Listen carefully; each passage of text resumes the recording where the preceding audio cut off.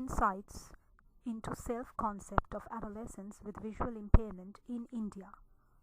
This research was undertaken by Dr. Santoshi Haldar, the University of Calcutta, India, and by Polomi Datta, the University of Adelaide, Australia. The presenter is Polomi Datta, PhD student, the University of Adelaide, Australia. Why study self-concept?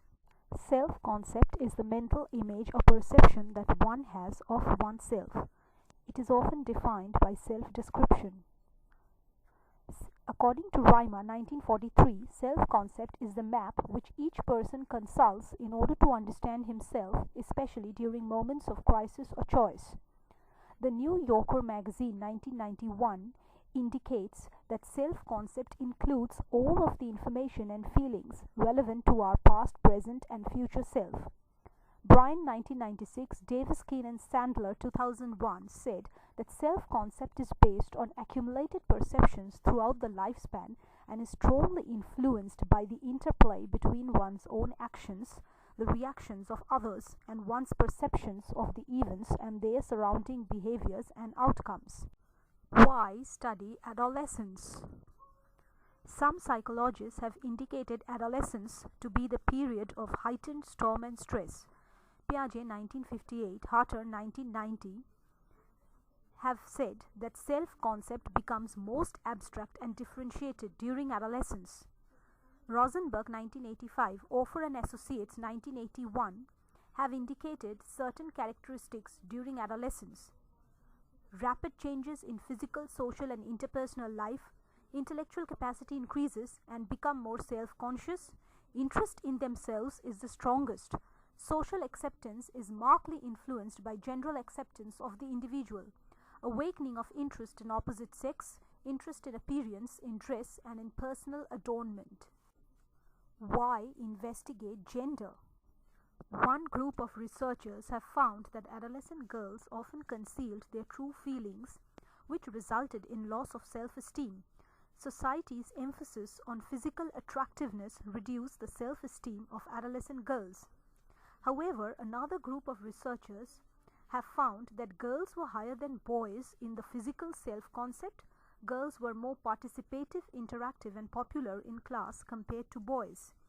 Girls consider physical attractiveness and bodily beauty to be more important than do boys, and there is a group of related perception among girls that contribute to their higher self-concept in this area, including a more favorable body image, greater self-consciousness, feelings of attractiveness, more positive attitude towards their own gender, and recognition of the values society places on appearance. Why explore vision impairment? Physical disability in itself may not be as bad a physical experience as the social one. It is only recently that the disability has been termed as a challenge impediment for an individual. Such individuals grow up with a very negative self-image, resulting in low motivation and aspiration. It is found that the development of an individual with impairment is slower to a greater or lesser extent than that of his or her peer, even though the individual with impairment is of normal intelligence.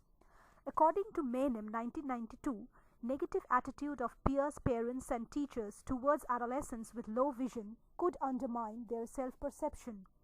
Beatty, 1992, hypothesized that students who are visually impaired were prone to feelings of inadequacy and inferiority, which in turn resulted in their low self-concept scores. Karen, 1997, have found that young people with visual impairment, including that of low vision, had a lower self-concept in several dimensions than their peers without visual impairment. Hatlin, 2004, Keff, 2002, have indicated that social isolation and perceptions of disability by peers can impact on the self-esteem of adolescents with visual impairment. Nyman, Gosney, and Victor, 2009, have found that children who are visually impaired in India were comparatively disadvantageous in their educational aspirations as compared to their sighted peers, and also they were low in other indicators like adjustment, performance, psychological, and social factors. This could cast a negative influence on their self-concept. Self-concept may be defined as the sum total of a person's concept regarding his or her own attributes, namely behavior, intellectual and school status, physical appearance, anxiety, popularity, happiness, and satisfaction. The domains of self-concept selected for this study were behavior, intellectual and school status, physical appearance and attributes, anxiety, popularity, happiness, and satisfaction. The objectives of the study: to ascertain the nature of self-concept of the adolescents who are visually impaired with respect to gender, to ascertain whether the selected domains of self-concept of the adolescents with visual impairment varies with respect to gender. The hypothesis of the study was the adolescents with visual impairment, males and females, will differ significantly with respect to the selected domains of self-concept. The tools used were General Information Schedule indicating demographic and personal information prepared by the researcher. The Piers-Harris Children's Self-Concept Scale 1969. The test contains 80 items in all yes or no responses.